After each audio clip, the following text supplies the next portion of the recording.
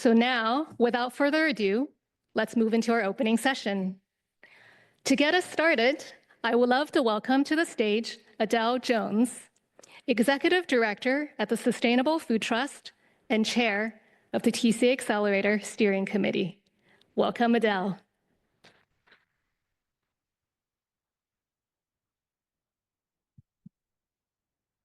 Good morning. Thank you, Joanne. Thank you, Jen, and thank you to the team for putting on this amazing event. They've gone through a monumental effort to get us here.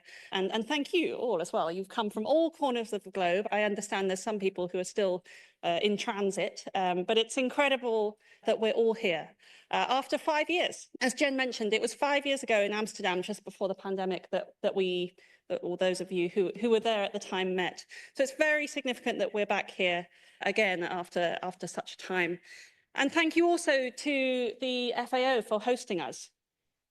It's 13 years actually since the very first kind of official conversation on true cost accounting happened in Kentucky. And that then led to a series of events that got us here now, talking about this issue now with global significance in a UN building, which is, I feel incredibly proud to be here with you all on this day. And I was reminded by Facebook yesterday, actually, that it was 9 years ago to the exact day that we were in San Francisco, some of us, for the True Cost of American Food conference. And actually, we were on our way to Skywalker Ranch, as it happened, to start our day of conversations, 9 years ago to the day. So in that sense, it's significant as well. So as Joanne said, I'm Adele Jones. I'm Executive Director of an organisation called the Sustainable Food Trust. I'm also Chair of the True Cost Accounting Accelerator Steering Committee. And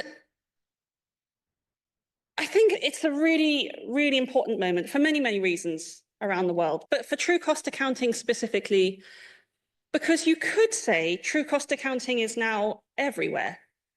As Jen mentioned, we might not use the term always, but the idea of valuing any sort of capital other than financial 13 years ago was a pretty alien concept.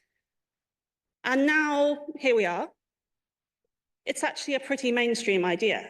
We have things like carbon markets. They're a bit weird. We have things like biodiversity markets. They're a bit weirder. And we also, some organizations and individuals are now thinking about things like social credits as well. So the idea of valuing other capitals is starting to become pretty mainstream. However, it might not yet be quite how we envisaged authentic true cost accounting.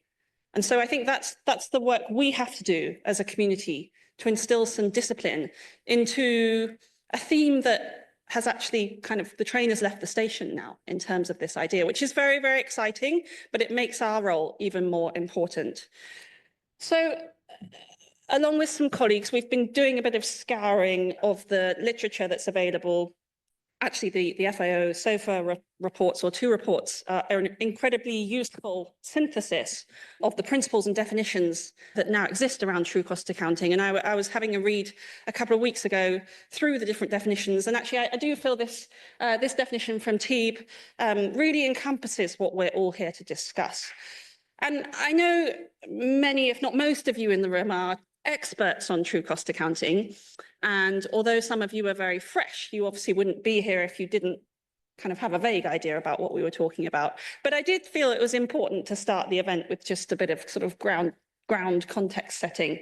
So I won't read this out on the screen, but I think this definition really, really sums up what we're here to discuss. And yet, as I mentioned, there's a lot of valuing going on, but it might not quite be the true cost accounting we need to see yet.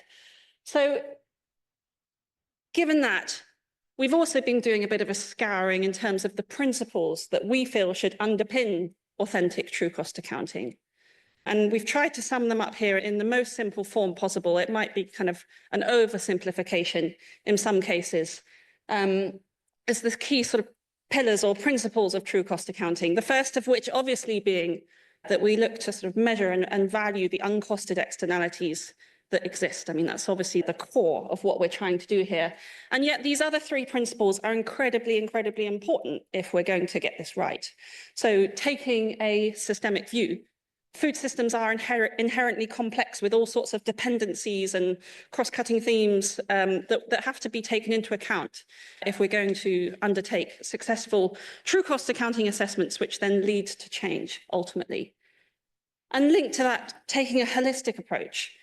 It should not really be a kind of proper true cost accounting study if you don't encompass the four capitals, which were originally outlined in the Teabaggery Food work of natural, social, human, and produced capital. We should really be thinking about all four of those elements when undertaking true cost accounting assessments, if we're to make sure that, by making a decision about a policy lever, for example, in one area doesn't lead to an unintended consequence somewhere else, which is obviously where things like carbon markets can go a bit wrong if you're just focusing on single issues without taking into account that systemic and holistic view of where we need to go. And finally, we need to empower and include everyone in the food system. What works for a farmer will obviously be a little bit different to what works for a company or for a government. And therefore, we need to make sure everyone in the food system is included in the discussions around how we undertake true cost accounting assessments and ultimately how we use those to drive change. And so I hope these four principles kind of sum up what we believe true cost accounting should encompass. I also wanted to just add a little bit more detail around true cost accounting assessments. And I personally feel it's useful sometimes to separate true cost accounting as a discipline and a sort of thought platform or a theory, and then the way that you apply that theory on the ground through true cost accounting assessments. And there will obviously be a great plethora of assessment tools available for different stakeholder groups, because, as is the case again, what works for a farmer might be a little bit different to what works for a decision maker at the top of a very large company. So different true cost accounting tools and frameworks will of course exist, but they should be underpinned by a high-level architecture and language that we can all stand behind. And we should make sure that those assessments, albeit being slightly different for different purposes, should again be underpinned by a common set of principles, like, for example, robustness in data, transparency, again, inclusiveness in the way that they're carried out, in the way that and the way that decisions are made, which will impact people on the ground.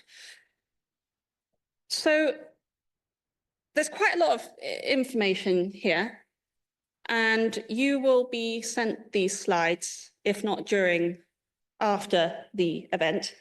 And we would really love, going back to the principles, we would really love for you all to feel that you own these.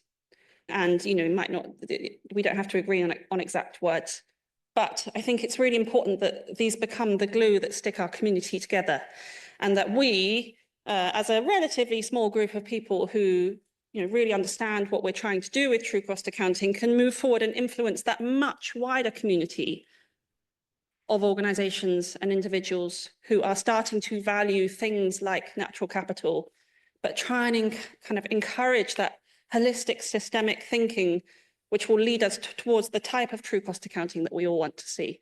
So we would love for you to provide feedback on this. Is there anything missing? Have we got it a bit wrong? This is completely the opportunity to feedback and tell us.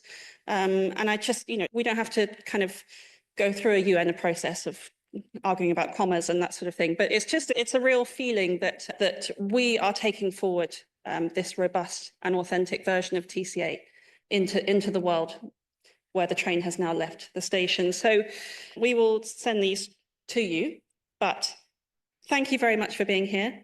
Thank you again to the team. I can't wait to hear about all the progress that is going on in different corners of the world, catch up with old friends, meet lots of new faces, and look forward to the next couple of days. Thank you very much.